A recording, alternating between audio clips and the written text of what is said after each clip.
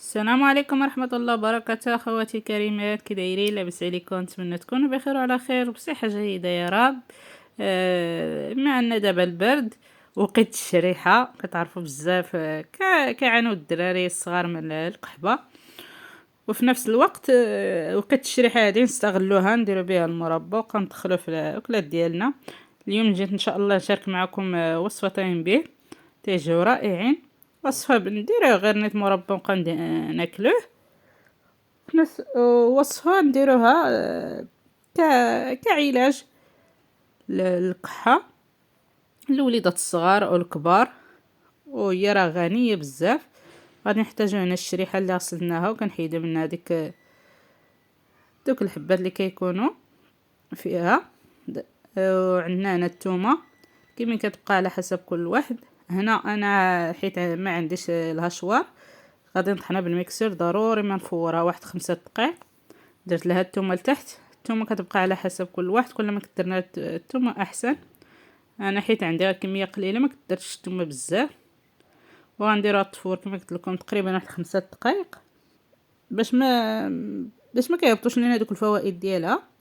اللي عنده الاشوار راه يمكن ما يطحنها، يمكن كاع ما يفورهاش، يطحنها هكاك ولا تقطعوها طريف بحال هكا. اللي بغيتو ديروها كدواء الدواء البرد راه يمكن تقطعوها غير طريفات صغار هكا وترقدوها في الزيت الزيتون مع الثومه.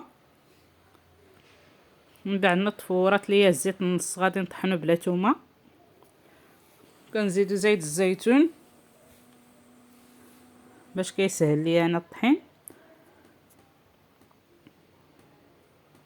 وانتم كتزيد على حسب واش بغيتي تجي جاريه شويه ولا تجي قاصحه. صافي هنا من بعد ما طحنتها النصف الاخر درت معاه الثومه. انا كما شفتوا معايا ما كثرتش الثومه بزاف، حيت ملي كنبغي نعطيها هكا لوليداتي كان شويه الثومه وكنديرها له وسط هاد الشريحه وكنعطيها له ياكلها. دا هو الشكل النهائي ديالهم. كنديرهم فشي قرعات يكونوا معقمين اكيد، وكنزيد لهم شويه الزيت من الفوق. هذه اللي درنا بالثومه. اما الاخرى راه دازه فيها الوليدات عجبتهم صراحه، كتجي لذيذه بزاف وكتجي رائعه وصحيه.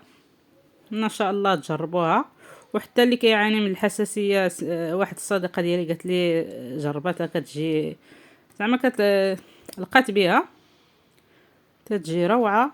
الى عجبكم الفيديو ديالي ما تبخلوش علينا بلي لايك ديالكم، والى فيديو اخر، والسلام عليكم ورحمه الله وبركاته.